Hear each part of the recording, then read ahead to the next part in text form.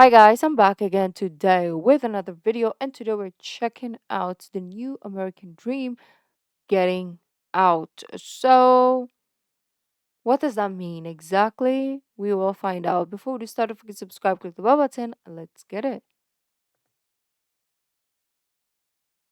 A lot of people are leaving the United States, and even more are thinking about it. What is going on? The U.S. State Department estimates that 9 million Americans live abroad, and that rate has been increasing substantially over the last several years. The old American dream was about prosperity and opportunity, maybe home ownership or providing a better life for your kids. But for a lot of people, that dream is dead. Yeah, it's just not an option anymore. Now the new American dream is leaving. It's still about prosperity, just not in the United States anymore. So in this video, we're going to take a look at the top 7 reasons why people are leaving the United States, starting with the high cost of living. Yeah, it's number 7, and it is ridiculously high. It's a major reason, especially why retirees are thinking about leaving. They can't afford to live in the United States after working their entire life, saving for retirement, counting on Social Security. Now they've reached retirement and realized that the amount of money they have to live on each month is just not enough. Well, and inflation is just driving the prices up even more. It's so much more expensive to buy a house, to rent. We just read an article that said now only 21% of the homes that were available for sale last year in 2022 was actually at an affordable price point for most U.S. households. I mean, only 21%. That is the ultimate American Wow. dream, and most people cannot achieve that. It's crazy how expensive home ownership has become. And that doesn't even include taxes and insurance, which have also really increased. So even retirees who own their home, every year the cost of that is going up because the cost of their insurance, the replacement value of the home, it continues to increase because material costs are going up, and the taxes are going up because of the value of the homes going up every year. They get reassessed, and those property taxes increase, and those states that have to pay that, which is most of them. Plus, we just read another article that 3/4 of Americans have seen their utility bills go up and up and up. I mean, and that, for some people, that is a deal breaker, that they have to choose between getting food to eat or paying their electric bill or having heating for the winter because the winters have been so harsh. Yeah, we just paid our electric bill. It was $28 for an entire month. That's pretty typical for us. When we lived on 28. Oh, the here. coast, we paid about $60 to $70. Let me check how much that is. 28. So they paid 60 to 70. Let's just do 60 times 50. 3,000 electric bill. Well, our electric bill is somewhat similar, to be honest. $60. That's why I checked, because I'm like, that's what we pay also. That's what we pay. Probably, like, let's say 50 or 55, around there. Right? 50 to 55 every month is our electric bill. So that's expensive already. Well, we are getting scammed, and obviously we don't get paid half as much as the US gets paid. So we're literally getting fisted in our ASS. Per month because we ran the air conditioner during the night. We But don't even that's use aircon mainly here. all of our utilities are rolled into like less than $30 a month. We pay $45 a month for our internet access. Back in Denver, we were paying $120 a month for a Our internet is also like, how much do I pay? It's like 50 USD. 50. Yeah, let me check. 50 times 55. Oh, that was wrong. Yeah, around 50 USD. So that would be like light, and internet is around 100 plus cable plus water. fraction of the speed and reliability that we get here in Ecuador. Yeah, and our cell phone bill is only $20 a month, and you can even get plans for cheaper, spend like $10 a month. But that's Oh, okay. So we're comparing between Ecuador. So is the 60 electric bill from Ecuador or from the US? Let me go back just to make sure. For our internet access. We lived on the coast, we paid dollars. Have been so harsh. Yeah, we just paid our electric bill. It was $28 for an entire month. That's pretty typical for us. When we lived on the coast, we paid about $60 to $70 per month because we ran the air conditioner during the night. But that's mainly all of our utilities are rolled into like less than $30 a month. We pay $45 a month for our internet access. Back in Denver, we were paying. Oh, okay, that is Ecuador. Okay, okay, okay. I get it now. So it means that we have similar. Okay, I thought it was US. I was gonna be like, really? We paid the same as the US? Oh, okay. We're good then, I think. 120 a month for a fraction of the speed and reliability that we get here in Ecuador. Yeah, and our cell phone bill is only $20 a month, and you can even get plans for cheaper, spend like $10 a month, but that is just not doable in the US, at least not if you want really good coverage. It's just ridiculous. Utility bills now are running hundreds of dollars, and what are you going to do? You have to have electricity and heat. Yeah, we have some of our commenters, our viewers, post in the comments that their electric bill is $400 or $600 just for their utility bills in a month. Okay, now I see the comparison. Okay, I went straight in, but now I understand. 400. Let me know in the comments where you're from and how much you pay for electricity or utility bills at the end of the month. What? I would say maximum for us will be like 100, 200, let's say maximum USD. I don't know how it will get that high, but let's just say, okay. What? That is somebody's monthly salary actually here. That is more than we pay for an entire year here in Ecuador. That high cost of living is probably the main reason why most Americans are looking to leave or have left already.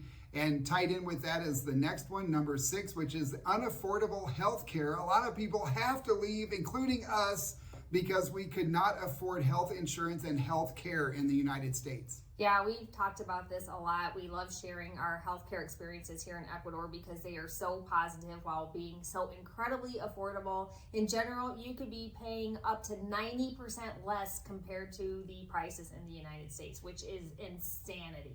Yeah, prescriptions are about 90% lower here, at least some of them.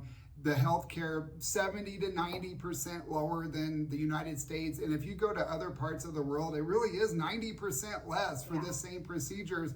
And it's not like a dirty, disgusting hospital. These are like nice hospitals too.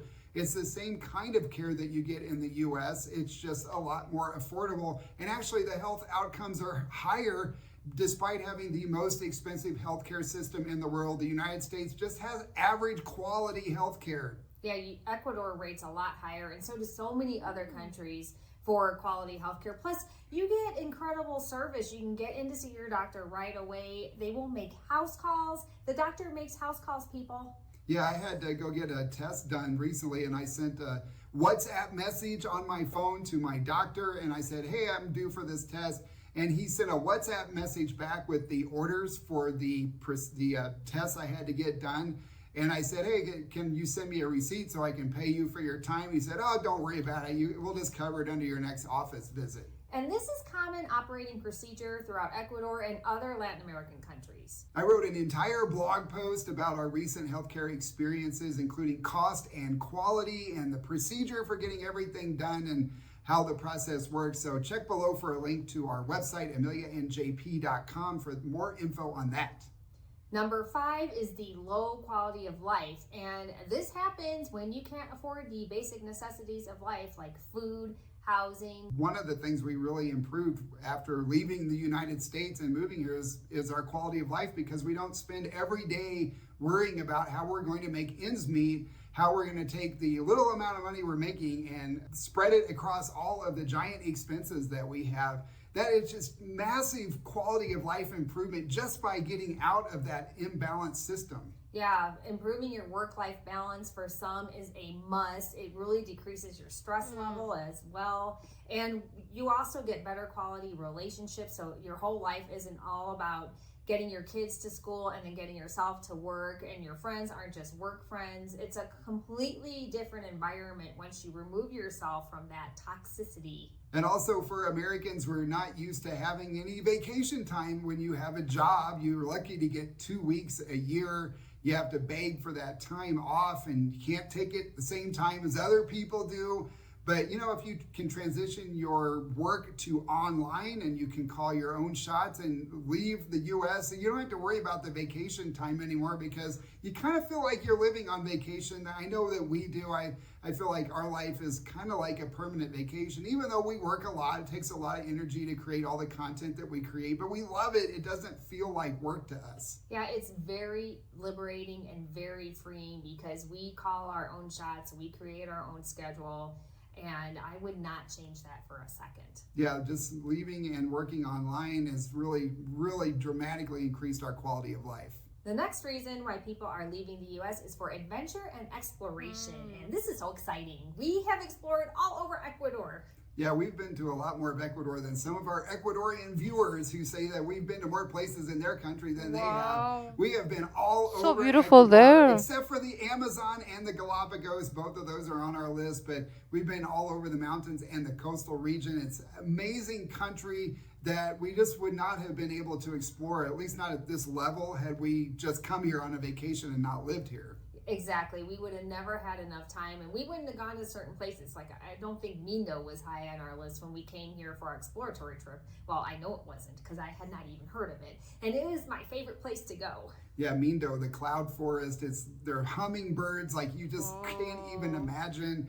The toucans, there's waterfalls. It's an Ecuadorian tourist destination, but not as popular with international tourists. So it's just incredible to go there and experience it and really just kind of be there with all the other Ecuadorians. We've had so many other incredible trips, like going to Inca Pirca to see the ruins, which again, I didn't really know about because everybody thinks ruins, they think Machu Picchu, but Ecuador has its own incredible version.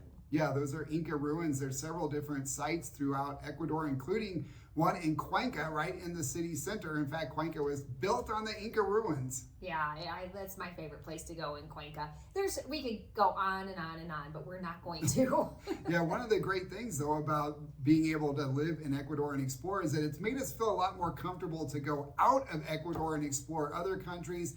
I've always kind of been fascinated with Colombia, but I was kind of afraid to go there. But after living in Ecuador, it just seems kind of normal. And we took our first trip to Medellin recently and just loved it. We had so much fun while we were there and really can't wait to go back. Once you live abroad for a little while, it really does blow the top off of your worldview and your limiting beliefs and your perceptions about what the world is like and how safe or dangerous it is. And you realize it's really not that much different. People just want to live their lives, and it's fun to go explore all of the different areas. This world is just so amazing and beautiful that it's just life-changing to see it. And it is still affordable. So many places that you want to go and check out are very affordable. The next reason people are leaving the U.S. is to escape Mother Nature. She has been really mean to us lately. We have our issues here in Ecuador. We just had a pretty big earthquake that, several people died and caused quite a bit of damage. Nothing like what we saw in Turkey, but earthquakes happen here. We are on the ring of fire. Also, we've had flooding because of El Nino. El Nino's back and is dumping all kinds of water along the coast. I feel like Ecuador is similar to the Philippines. I mean, yeah, because we get a lot of rain, especially soon. It's typhoon is starting. There's gonna be a lot of flooding, landslides, and then we also get a lot of earthquakes. Yeah, so it's kind of similar in that aspect, and even the economy is probably similar as well. Well, I have to check, but I think so. The coastal region from Colombia down to Peru. So we're getting a lot of flooding. However, we don't have these massive hurricanes. There's no hurricanes in Ecuador or anywhere kind of along this western coast of South America. And the weather is very temperate. We live in the mountains. The temperature is always in the same range, like 60 to 80 degrees Fahrenheit. So we don't have heat or air conditioning, and we haven't the So entire time similar. we've lived in the mountains. When you live on the coast, you need AC, but you don't need heat there either. Well, and we aren't having atmospheric rivers, and we aren't having bomb cyclones and major snowstorms or extreme drought. And we did have a little bit of drought last year, but nothing like the United States is seeing. And parts of Europe are going through this too. Parts of the world are just kind of going crazy by Mother Nature. But not everywhere is like that. So it's another reason why people want to get away, especially from the winter. Yeah, the winters are brutal. They've been even worse lately in the United States, especially in the northern United States. And we don't have winter when you live on the equator. And it's really not as hot as people think. Everybody thinks that because we're on the equator, it's going to be like the Congo in Africa, where it's like jungle and it's hot and humid, or the Amazon rainforest. It's not like that when you live in the mountains. When you're above 5,000 feet in elevation, the Wow, it's just similar to where I live also here. Yeah, people will see me sometimes wearing like jackets, or like right now wearing like a long sleeve. Sometimes I even have like those thicker jackets, right? And they're like, "Aren't you in the Philippines? Are you okay?" But it gets cold. I mean, at least for me, I feel cold all the time, very easily. And there was a friend of mine who came here before, and she was like, "Oh, it's the Philippines. I don't think it gets that cold." And I was like, "You need a jacket. It gets cold." And she's like, "I have dealt with snow. I'm good." And then when she came here, she was like, "Oh yeah, I do need a jacket." I was like, "Really? Really? I know you deal with colder weather, but still, over here it's really cold. The wind is really cold. At night, really cold." weather is nice, it's temperate, it's spring like all year round. All right, the next one, we're gonna have to knock the energy down a couple notches because this is not a good one why people are leaving the US, and that is social injustice. Blaxit is a new term that I just learned. It means black people are leaving the United States. They're moving out because they feel like they're going to get better treatment and eat more equal opportunity. Same applies for the LGBTQ community. They feel like if they leave the US that they have better opportunities and they're treated better and they have a lot less stress in their life. Yeah, obviously, we don't have firsthand experience with this type of issue. However, we've heard from a lot of people that have moved to Ecuador and other countries that they do feel Hmm. much more welcome, and that it's just totally much more inclusive for them and their given lifestyle. They also tell us they just feel safer. There are a lot of families moving abroad because they don't want their children raised in that environment, and they feel like their children are getting a better experience by living abroad. It's a safer experience for them too, and they're getting exposed to new cultures and new ways of doing things and seeing what life is like outside the US. And the number one reason why people are leaving the United States is because of the political climate, which, let's face it, is pretty ugly at times. It really is. We hear this all the time. It doesn't matter which political ideology you ascribe to. You're not happy with the way things are going in the US right now. And a lot of people talk to us, and that's why they're leaving.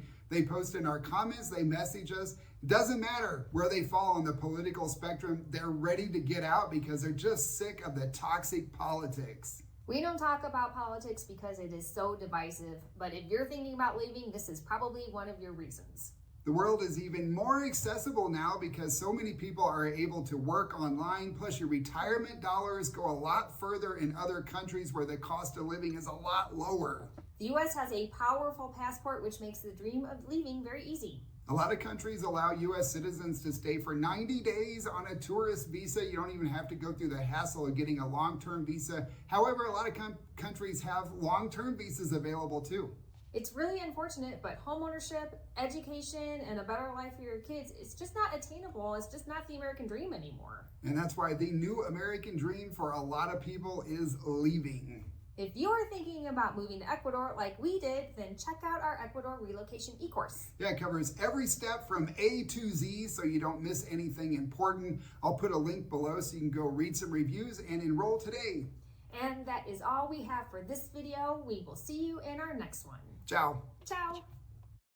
Ciao. Well, that was really informative.